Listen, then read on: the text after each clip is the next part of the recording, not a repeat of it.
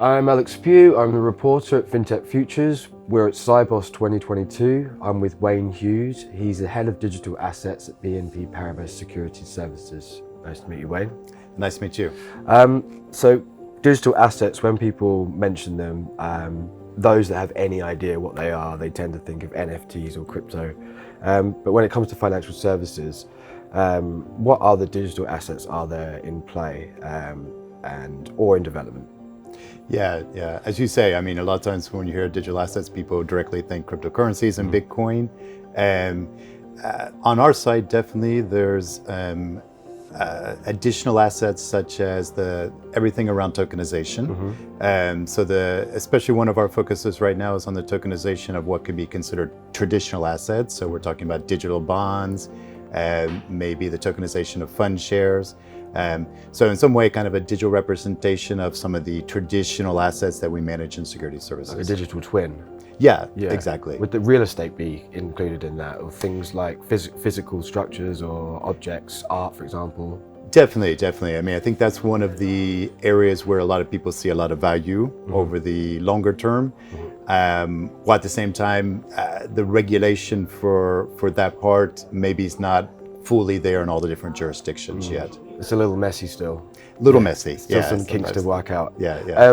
Are there any in development that you think will have a wider impact and utility for financial services, digital assets?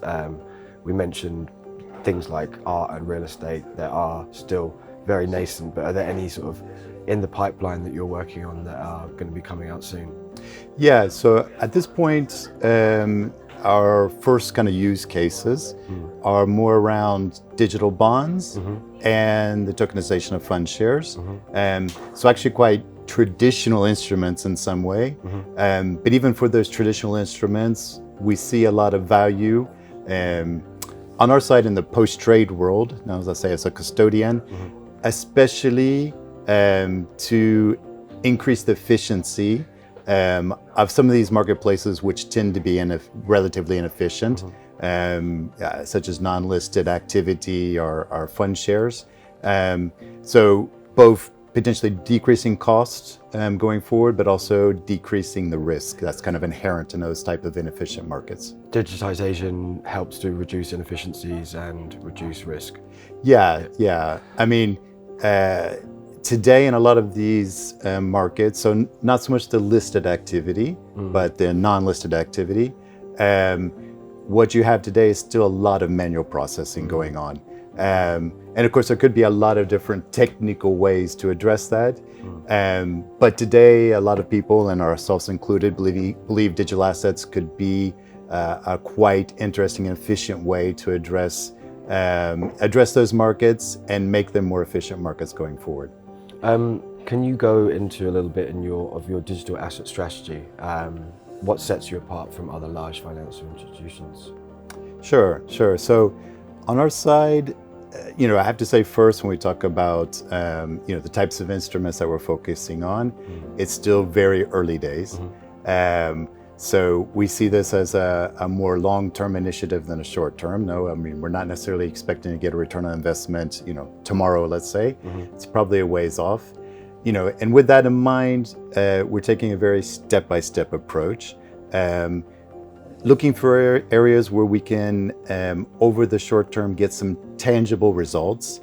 And when I say tangible results, put some services live.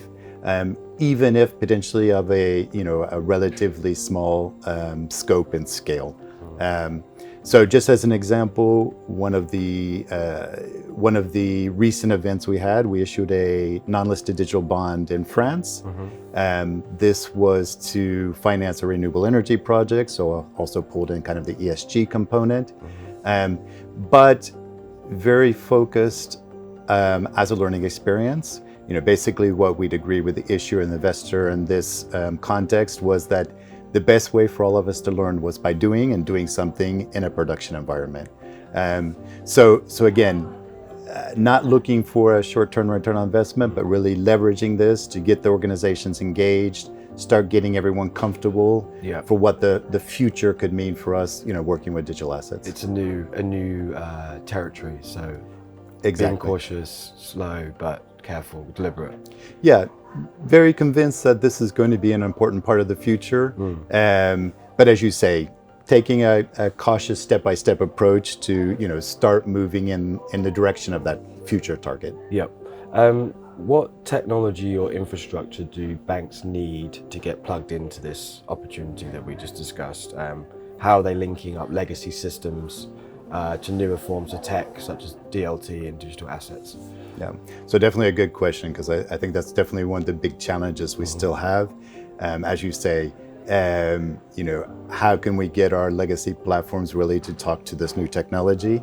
On our side, we definitely took a decision that, at least at this point in time, considering the maturity level of this area, the best thing was to work together with specialized FinTechs. So we're basically working together with companies like Medico Fireblocks, using their solutions plugged into our legacy platform, and covering that quite important gap, let's say, of allowing our legacy platforms to know how to communicate to the blockchain and actually to all the different blockchains out there. It must be almost like if an alien lands in your back garden and trying to communicate with them, like the language barrier between these old systems and these new systems must be pretty pronounced. Exactly, it's kind of day and night between those two worlds. There's a lot of talk about tokenization in post-trade. We talked a little bit about that. Can you give some detail about how digital assets fit into this and what are some of the benefits? So you mentioned like reducing inefficiencies, but if we, a little bit more detail on that. Yeah, sure. So, I've heard it expressed this way. I think it's a good way to express it. Now, up till today, assets are really passive. So assets, so if we talk about a bond, it doesn't actually do anything. We have to do things to it. Okay. And actually the way, the post-trade world works today, there's actually very long processing chains across multiple entities, which basically means when a process has to happen, if you take a coupon payment for a bond, for example, each of those entities in the chain have to take an action, have to take the right action and take that action at the right time to get to the final result, which is the investor gets their money. And as that chain's so long, a lot of people involved, still sometimes some manual processing involved in some of those entities, the likelihood of mistakes or delays is relatively high. So what happens and what changes with tokenization? With tokenization, we can embed business logic within the asset itself, within the smart contract. So a lot of that processing that happens today on that long chain can be done by the asset. So all of a sudden the asset becomes active, can take actions, and of course, if it's programmed correctly, can take those actions at the right time and correctly always. And that really is a real transformation, could be a real transformation of the way the post-trade world works.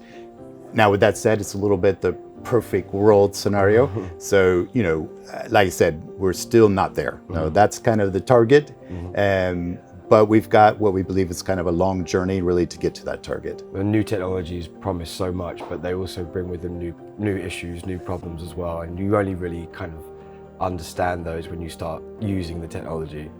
Exactly. It can be unforeseen. Yeah, exactly. And that's why, we definitely believe that in this area, again, the best way to learn is by doing. So that's really the philosophy the approach we're taking right now is to try to take those first steps along that digital asset journey. That's a good place to end, I think. Thank you so much, Wayne. Thanks a lot. Cheers. Cheers. Thank you.